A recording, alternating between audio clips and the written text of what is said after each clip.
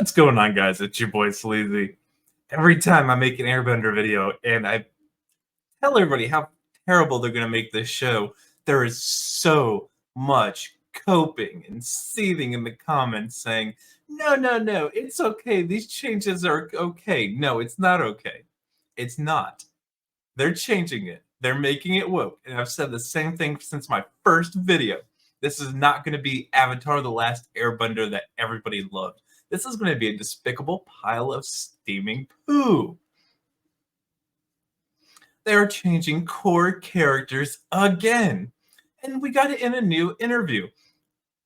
Netflix Avatar: The Last Airbender showrunner admits to changing Aang's character, says it was done in order to make his narrative drive a little clearer. How many more character changes do there need to be before you weirdos in the comment section will be like, yeah, you're right, this is going to be bad? How many? But you know what? It doesn't matter because you're still going to cope in the comment section until it comes out, and then you're going to be like, man, this show sucks now.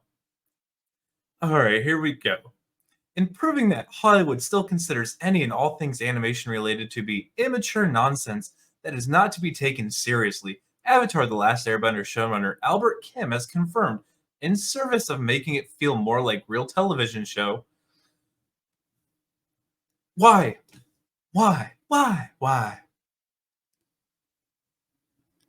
Netflix live-action adaptation will be making a significant change to series protagonist Aang's core character. I am interested to see in the comments section how you weirdos are going to cope with this one. No, it's okay. He needed the change. Fuck off. Kim provided this confirmation of fans' worst fears while speaking to IGN's Alex Stedman in promotion of the series' upcoming premiere. Pressed by Stedman as to how much you guys are going to change and how much is staying the same between Avatar's live action and the animated series, the showrunner explained, I've used the term that this is a remix, not a cover. In that you've got to hit a lot of familiar notes, but you can't forget that this is supposed to be a new song.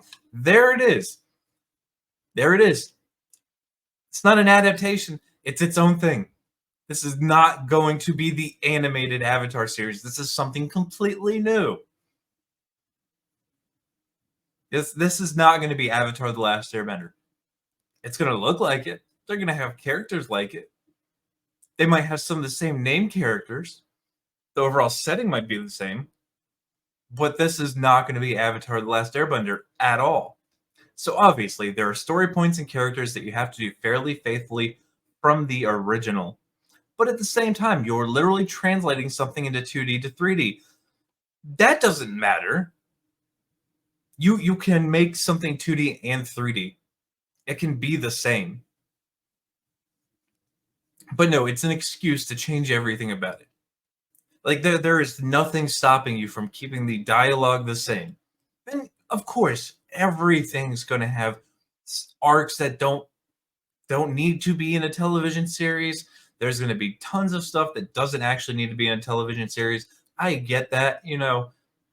Like, I mean, Bleach is a perfect example. There's so much filler you can do without that doesn't matter to the show at all. But never remove the fucking beach scenes. Those are necessary plots, okay? Alright, so anywho. But at the same time, you're literally translating something from 2D to 3D, and that meant dimensionalizing the story, taking it new places, filling in some of the gaps. Wait, hold on. Dimensionalizing the story? What? Taking it to new places? So you're taking stuff out, you're adding stuff in, and you're making up stories. That's all that means. Turn to highlight some specific changes being made to the series narrative. Kim explained, there are certain scenes that you never saw in the original, whether it's the attack on the Southern Air Temple or the Agni Kai between Ozai and Zuko. You know what it is? They think you are too stupid to understand if you don't physically see it. If you don't see it with your lying eyes, you can't understand it.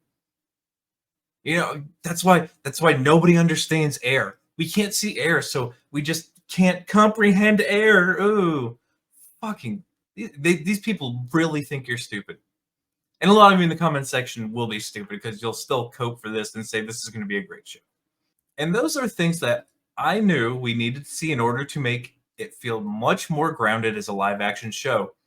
It doesn't need to be grounded. What? Doesn't need to be grounded. So it was about feeling your way through the process, where we can take the story into a new direction that still feels true to the spirit of the original.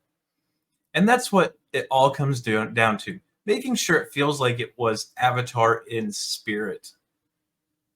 What does that even mean? Make it feel like Avatar in spirit, but we're going to change core character arcs. We're going to delete stuff out of the show. We're going to add new stuff in.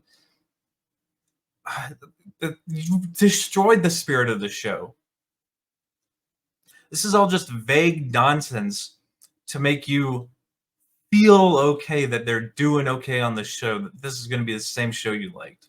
The showrunner then made a point to highlight Stedman's how the series replicated the bit when Aang on the air scooter for the main titles and he crashes into a statue, as he believed it gets across a very important character point, which despite everything and all the burdens that he's facing, Aang is just a kid. He's a goofy 12-year-old kid and he's having fun. He's being a big old goofball, he added. And we wanted to make sure that we showed that because it's important to the story as all the action and the epic fantasy of it all. So we know they're going to make him a bumbling idiot. We know they're changing Sokka's arc so that he's not going to grow to accept female warriors. He's just automatically going to accept it. Which, to me, sounds like they're just going to have all the females come in and save everything, and Aang's just going to have to show up the last second and fight somebody and win. That's what it's going to be. Through the power of female empowerment. I guess it's going to be so bad. However, following detours on such topic as his approach to casting and the challenges in bringing the vibrant, constantly moving world of Avatar to live via VFX, Kim would later reveal that despite his supposed adoration of Aang's fun-loving personality, the live-action series would be excising a significant element of it from his character. I just said it. They're just going to make him dumb. They're going to make him dumb, and the females are going to have to come and save them. Holy shit. Well, we had to keep those parts in there because he's, a kid. But we're going to really get rid of those parts. So all you're going to see is him being an bumbling idiot, incapable of doing what he's supposed to do. Holy shit. Asked by Stedman if despite all the remixing, if the point A and the point B is still the same as the original, the showrunner explained that while the state of the world and the stakes of the world are still the same, the series production team had decided to make Aang's narrative drive a little clearer. In the first season of the animated series, he's kind of going from place to place looking for adventures. He even says, first, we've got to go ride the elephant koi. It's a little looser as benefits a cartoon. We need to make sure that he had the drive from the start. And so that's the change that we made. Oh my god. We're going to keep this the same, but really not. We essentially give him this vision of what's going to happen. He says, I have to get to the Northern Water Tribe to stop this from happening. That gives him much more narrative compulsion going forward, as opposed to, let's make a detour and go ride the elephant koi. So that's something, again, that's part of the process of going from a Nickelodeon cartoon to a Netflix serialized drama. Contrary to Kim's apparent belief that depicting Aang's side quest-prone nature would seemingly bore general audiences, any fan who watched the original series knows that the depiction actually serves a very important narrative function. As seen therein, while his penchant for an adventure goes to serve as a convenient way to have the series explore new locales and introduce new characters, it also serves as a starting point for the young Avatar's own growth and maturity. Well, he's a male character. We can't have him grow and be mature. That can't happen.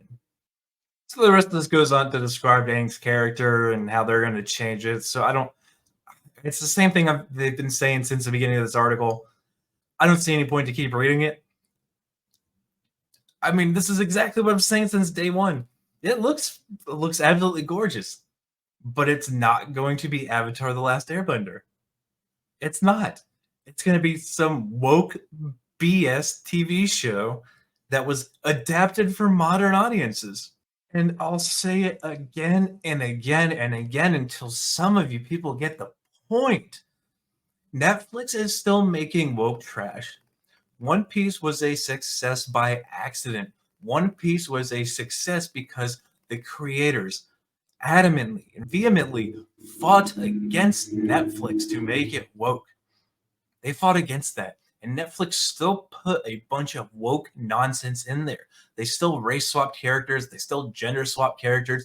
They put a transgender weirdo in there. They still did it. They just didn't do enough that it mattered. But here, Netflix is doing it again. The showrunners are just wokeify it, wokeify it, wokeify it, wokeify it, wokeify it. Like that's something. I know everybody here absolutely loves the shit series. I know you want to see it do good. You want it to be the next One Piece that everybody's gonna love, but it's not. But I'm sure I'll hear it in the comments section. You're just a right-wing grifter calling everything woke for views. No, I'm not. Because I've done other videos where I've said, this is going to be a good show. This is going to be great. I'm okay with this show. But when it comes to people saying they're changing the plot and they're changing characters and they're doing all this BS, it's because it's going to be woke. Anytime you hear from modern audiences, it's going to be woke. And anybody who's ever talked to me knows damn well I am not right wing. But anywho, I'm sure your weirdos will tell me in the comments section how I'm just a grifter and how you're excited for this show and how it's not going to be woke. So go ahead and do it there so I can make fun of you again on another video. But at least while you're there, make sure you smash that like button. Make sure you subscribe. Make sure you share this one out, guys. And until the next one, be easy like sleazy.